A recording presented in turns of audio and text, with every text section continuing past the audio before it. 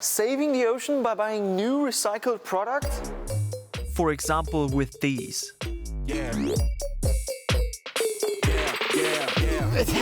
Brilliant, right? Right now and at scale, there's no such thing as recycled ocean plastic. So is recycling ocean plastic actually doable, or is it just another lousy greenwashing method that companies throw at us? If you go shopping today, recycled products are literally everywhere, and the holy grail is recycled products from the ocean. Coca-Cola loves to use marine plastic for their marketing. Adidas as well, with their Ocean Ultra Boost sneaker. I mean, these ads really make me believe that I can save the ocean by drinking a Coke or buying a new sneaker. But once you start looking into it, there isn't really that much collecting of actual ocean plastic going on.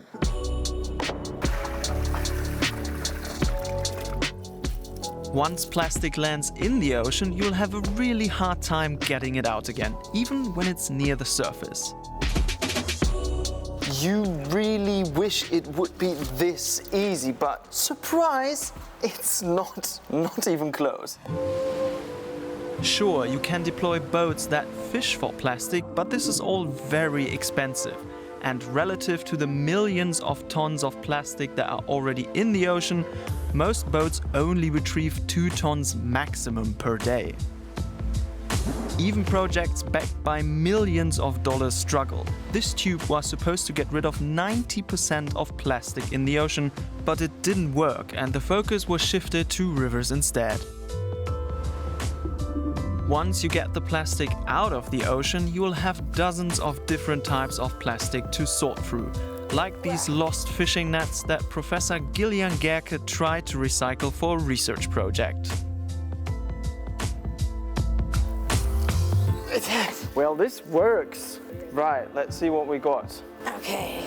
This batch is pre-sorted, but it's still a mess. We need to separate it further. We take the blue ones. We want the blue ones. Let's put blue Yeah, on the so- left-hand side. Sorting these nets according to their color is one thing, but they also need to be cut down to recycle them. But these really won't give up easily.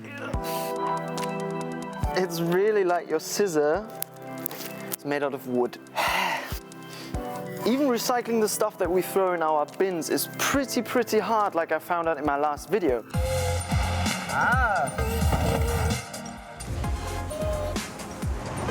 But this is a really different ballgame. Especially because ocean plastic has been degraded by salt and sunlight, so it loses a lot of its original quality. Okay, next step would be get rid of dirt. Oh, You yeah. see? Even a tiny amount of sand, seaweed or shells can make plastic non-recyclable. Around about 5% impurities a recycler can work with. So if we give then the material to somebody who makes pellets out of it, they say not more than 5% impurities. That's pretty clean. Even when cleaned industrially, sand can still be found on a microscopic level. Which is why in a lot of cases products contain a mix of ocean plastic and other recycled material. But the ocean plastic can only be a tiny fraction of this blend, but the ads still look like this.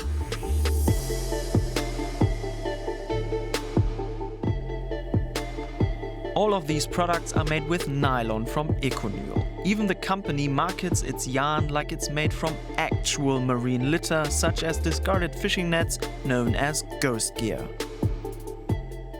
Things that are marketed made from Econyl, which are called made from marine litter or made from ghost gear. And there is literally no ghost gear in these products, or very little. Less than 1%, less than a per mil maybe. Environmental scientist Andreas Stolte has been in contact with Econyl several times about its problematic messaging. In an email, Econyl told me that ocean plastic only represents a small part of its yarn. For our next recycling step, we had to use material prepared by Professor Gillian Gerke. Otherwise, we would have been cutting here for days. These plastic pellets have been turned into a letter opener. So this is the final product, and after all these steps you have just seen with us, you can imagine how expensive such an opener then in the end is. I would say around about 200 euros. 200 euros! Handmade, it's really each step handmade. Which these products aren't. They are made industrially, but are about the same price as non-ocean plastic products. This only works by using very little ocean plastic or plastic that hasn't actually been in the ocean. Right now and at scale, there's no such thing as recycled ocean plastic. This is Rafi Shire, an international distributor for something called ocean-bound plastic. The term refers to plastic waste that is found within 50 kilometers of coastlines and is likely to end up in the ocean. It applies exclusively to countries with poor waste management systems. And when you dig a little or way deeper, you'll find it a lot on companies' websites. Land-based, ocean-bound plastic is everywhere. This makes it a lot easier to collect and process than plastic that has actually been in the ocean, so it's cheaper. Let's look at prices per ton for that. Virgin plastic costs 762 euros and recycled plastic goes for about 870 euros. Ocean-bound plastic is around 920 euros. This seems relatively affordable compared to actual ocean plastic, judging from the 200 euro letter opener, so production costs are likely to be much higher if real ocean plastic is used.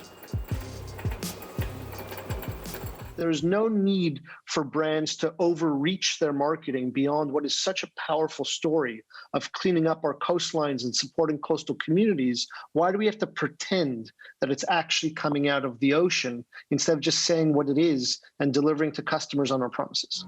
Like Adidas, who marketed their Oceans Ultra Boost sneaker as made from actual ocean plastic, when in fact ocean-bound plastic was used to produce the shoe.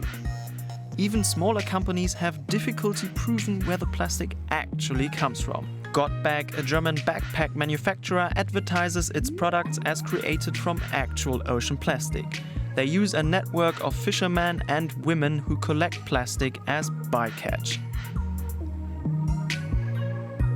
But as of now, they haven't certified this step of production, so we don't really know if it's actual ocean plastic. What we do know, recycling only works as a last resort, and using ocean or ocean-bound instead of virgin plastic is a small win for the environment, just not as big as some companies want you to believe. So really look closely at what you're buying. Read the fine print. Yes, be that annoying person. Embrace it. Otherwise, your good intentions will probably just stay that. Okay. Thank you so much for watching this video and staying with me on this messy topic. If you did like the video, make sure to hit like and subscribe to our channel. We post new videos every Friday on all sorts of environmental topics.